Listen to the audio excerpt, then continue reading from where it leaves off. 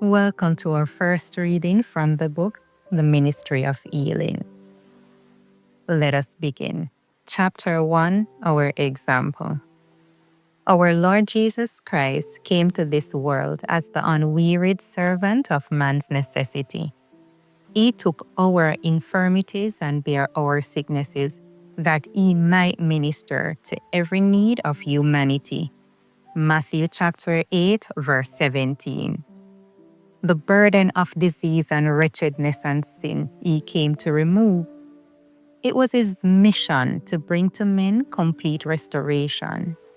He came to give them health and peace and perfection of character. Varied were the circumstances and needs of those who besought his aid, and none who came to him went away unhelped. From him flowed a stream of healing power, and in body and mind and soul men were made whole. The Saviour's work was not restricted at any time or place, and his compassion knew no limit. On so large a scale did he conduct his work of healing and teaching, that there was no building in Palestine large enough to receive the multitudes that thronged to him.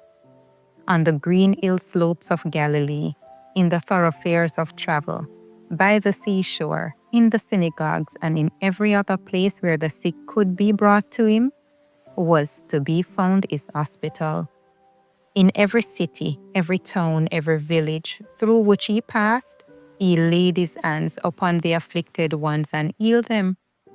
Wherever there were hearts ready to receive his message, he comforted them with the assurance of their heavenly Father's love. All day he ministered to those who came to him.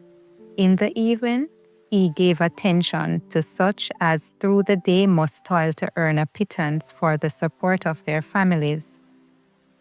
Jesus carried the awful weight of responsibility for the salvation of men. He knew that unless there was a decided change in the principles and purposes of the human race, all would be lost. This was the burden of his soul, and none could appreciate the weight that rested upon him. Through childhood, youth, and manhood, he walked alone, yet it was heaven to be in his presence. Day by day, he met trials and temptations. Day by day, he was brought into contact with evil and witnessed its power upon those whom he was seeking to bless and to save. Yet, he did not fail or become discouraged. In all things, he brought his wishes into strict obedience to his mission. He glorified his life by making everything in it subordinate to the will of his Father.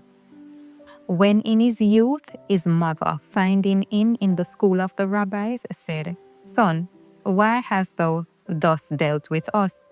He answered, and his answer is the keynote of his life work. "How is it that he sought me? Wist it not that I must be about my Father's business?" Luke chapter 2, verses 48 and 49. His life was of constant self-sacrifice. He had no home in this world, except as the kindness of friends provided for him as a wayfarer. He came to live in our behalf the life of the poorest and to walk and work among the needy and suffering.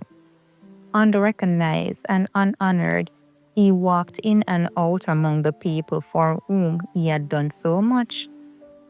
He was always patient and cheerful, and the afflicted hailed him as a messenger of life and peace. He saw the needs of men and women, children and youth, and to all he gave the invitation, "Come unto me." During his ministry, Jesus devoted more time to healing the sick than to preaching. His miracles testified to the truth of his words, that he came not to destroy, but to save. Wherever he went, the tidings of his mercy preceded him. Where he had passed, the objects of his compassion were rejoicing in health and making trial of their newfound powers. Crowds were collected around them to hear from their lips the works that the Lord had wrought. His voice was the first sound that many had heard, his name the first word they had ever spoken, his face the first they had ever looked upon. Why should they not love Jesus and sound his praise? As he passed through the towns and cities, he was like a vital current diffusing life and joy. The land of Zebulun and the land of Naphtali, toward the sea, beyond the Jordan, Galilee of the nations, the people that sat in darkness saw a great light, and to them that sat in the region and shadow of death, to them did light spring up. Matthew chapter 4, verses 15 and 16.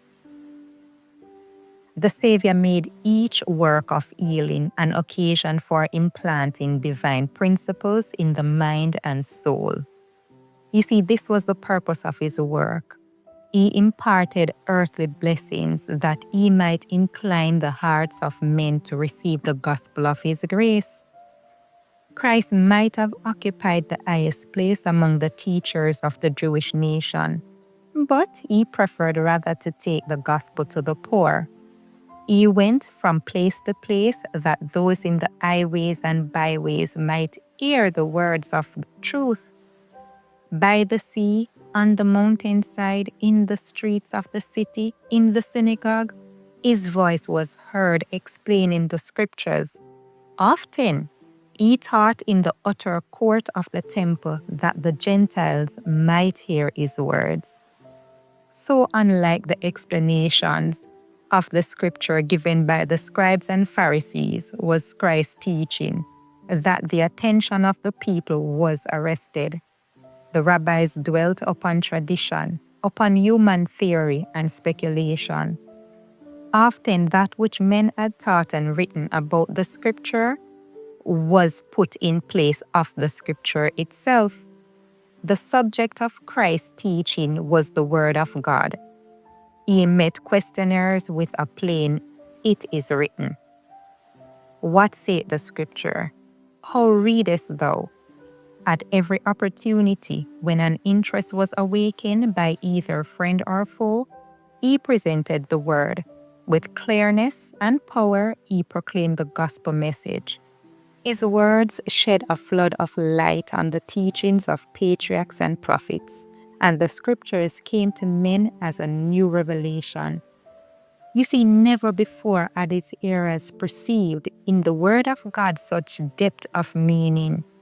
Never was there an evangelist as Christ. He was the majesty of heaven, but he humbled himself to take our nature, that he might meet men where they were.